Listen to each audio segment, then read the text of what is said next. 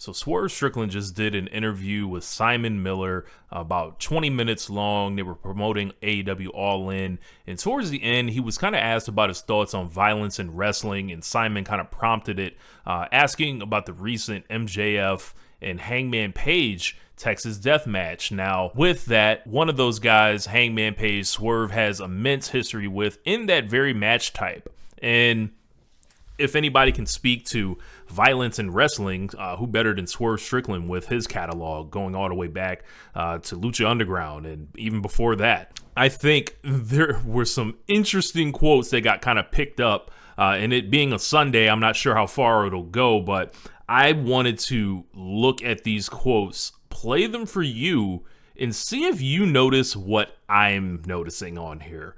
Because if you just kind of, just read these words on their face, it might seem like, I get it. It's just on his face. Everything's all good. But I think there's something deeper going on here. I feel like there is a very calculated element of this from Swerve, and there's an element of professional pride going on, as well as some of the promotion from MJF and the fallout of this match, where he's calling it the greatest Texas death match of all time. It wasn't, and I could imagine that rubbing people the wrong way. So let's take a look. Let's see if you notice what I notice. And I'm going to pause it anytime I feel like there's something relevant. So don't cry in the comment section. If you want to seek out the full interview, it is available for you. But this is RLPW. So let's pull it up. Shout out to Simon Miller, by the way. And here we go. Swerve a lot. So obviously you understand that wrestling moves forward. And just recently, you had Hangman and MJF in the Texas Death Match, something that you are famous for as well. I just wanted to get your take on the idea of where the line is for violence in wrestling. Because I've made it very clear on my stuff. I think we should be allowed to go, within reason, of course, there has to be an element of taste to it. But sometimes, there are some things I see that are not for me, but I'm well aware, thank goodness we are doing this, because you don't want a saturated, boring version of professional wrestling everywhere, because, again, go back 30, 40 years, I guess, and wrestling could be super violent. Now, you've been part of that, absolutely, and I think when a lot of people tune into Hangman versus MJF, they were like, how on earth are they going to top Hangman versus Swerve? But what's your take on it? Because I would... How are they going to top Hangman versus Swerve? I think when you ask Swerve that, maybe in Swerve's mind, that didn't happen. Argue we've got here, given a lot of stuff that you and Hangman did sort of a couple of years ago, whenever it was. I would say the means and the hatred between two characters, if for the violence to go that far, has to be justified. Yeah. I feel like me and Hangman was very justified.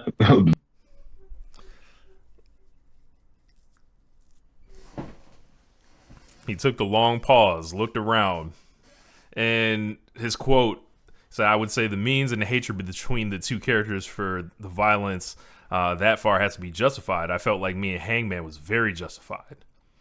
I didn't hear him say nothing about the justification between MJF and Hangman. Just me. Seeing as we pushed boundaries with each other as men, not just characters, but as men. I went into his home. He burnt down my house. Like, that kind of warrants being dropped on the center block. That warrants the syringe and all that, the violence. So, I think Swerve right there just silently sent his own review of the Texas Death Match that Hangman and MJF had, as you are chasing what was accomplished previously. You are trying to essentially get up to the level of what was already established, and what was already established previously came through a storyline that was justified and resonated deeply and really captivated the audience. It wasn't violence for the sake of violence. MJF and Hangman wrestled a pretty tough match. In my opinion, I felt like it was a lot of setting up spots, a lot, and it was very long. I wouldn't have it as the greatest Texas death match ever.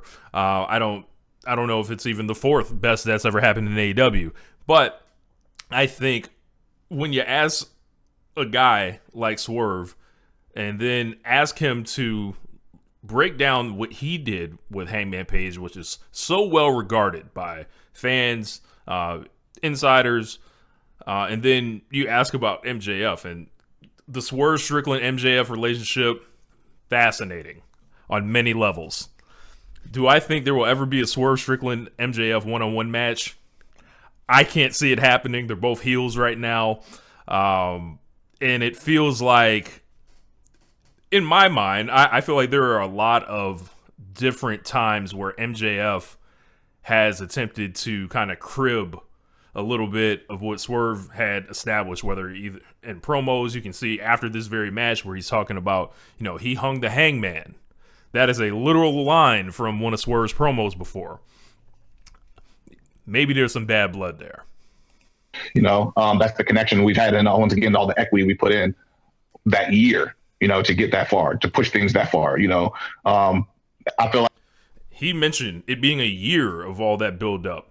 Now, the Page MJF, they have the matches spread over a year, but it wasn't this kind of constant thing. This was really kind of up the ante from that Sacramento show where Hangman ended up putting that, the challenge stipulation on the line. It kind of escalated from there, and, I hate you because you are everything that I am, that kind of stuff. That does not feel as much as just constant war, going through blood and guts, ruining each other's world title matches, as Swerve mentioned, going into the home, burning the house down. Like, it seemed like there were bricks and layers led up to the Hangman and Swerve thing. And while the MJF one had its own kind of unique, vibe and everything, it doesn't seem equal as far as like the level of violence. It almost felt unearned slightly. Like it just has to justify the means, the motive, why I'm doing this, and like callbacks to certain things of like Staple Gun was like stapling the picture of a kid's painting that I ripped off his refrigerator when I went to his home. It was a callback to those things. Then I stapled my family picture that was in the photos that I had for the house, back on his face and stuff. So it was callbacks for reasonings and stuff like that. So it's all about like having a justification for the violence between two characters and not just doing it for the sake of doing it. Swerve completely sidestepped the MJF Hangman comparison altogether in that. I don't know if that's him being super media trained, but I know what's going on here. Like, so, I mean, run it back yourself. I think Simon was kind of asking for a direct comp and then kind of a slight review of what just happened. And Swerve, in his, nature to, answer a question in the way he wants to answer it, reframes it to build up the legend of his Texas Death Match, which presumably MJF put under attack this past week. Now, we've got plenty of reviewers. You can look at Cage Match, you can look at Dave Meltzer, you can look at, your own star ratings. I know what match I rated higher, but I can imagine there's competitive professional pride on the line between both of these guys. To try to top it. I assume sort of down the line you'll have a sort of blood feud as well. Do you think when you go into something that may have similar stakes, you would now feel pressure? Because I do think you've set a certain bar of what people would expect. Or for you, is it really, I know the character, I know the story, I know what we're trying to get away with here. So as long as I do what I think is right, everything else is just the conversation, the back and forth, which you already talked about. No, I always go with like, it has to be unique and different. It's like you run a risk of like hurting yourself and hurting not only physically, but you're hurting your product if you're trying to always go bigger and better. And look, I'm going to just tell you, I know what I'm hearing here. And Swerve's thing has always been to be different than, not necessarily to be better, not necessarily to try to outdo everything. And I don't know MJF's mentality. I haven't studied MJF the way I have Swerve Strickland. But you can just look at going 46 minutes long. I feel like in MJF's case, he leaves enough trail to where I don't even really have to study him. I can just point out the things. When you go 59 minutes on TV with Will Ospreay, immediately after, coming back and, you're under fire for that awful title reign. and you got to go into this trying to reestablish and have your own very match of the year. To go 59 minutes on TV to basically be your preview match for All In, it was a lot, man. But yeah, you got to go unique and different. That's like you got to tap into a different tone and a note. You know, and in this match, it was 46 minutes of bigger and longer, and we'll just do excess. If I remember right, the Swerve and Hangman Texas Death Match was like 25 minutes or 23 minutes or something like that. So that just speaks to Swerve's point. Than what you've done before. Like me and Ospreay can always tap into different notes because we have such a unique connection as characters and as friends.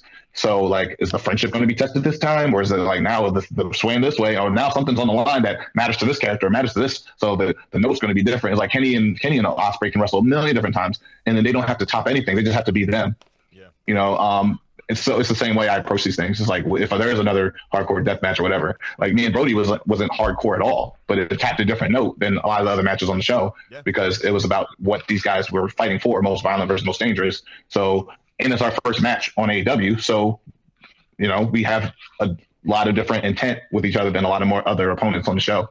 And without having to bleed, without having to use weapons, we just use the environment as the weapon, which was the goal. And I think Brody came out looking really good from it. And people wanted to see more of Brody. So.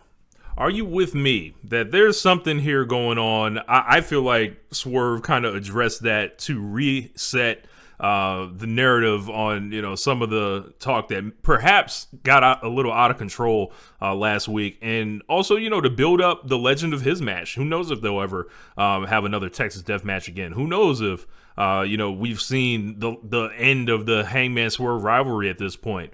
And, if we have, it's going to be important to protect that memory and that legacy from, someone who just willy-nilly says they had the greatest Texas death match of all time when the other guy in the ring has probably had 3 other better ones. So it's going to be interesting, man. What do you think about Swerve's comments? Let me know in the comment section.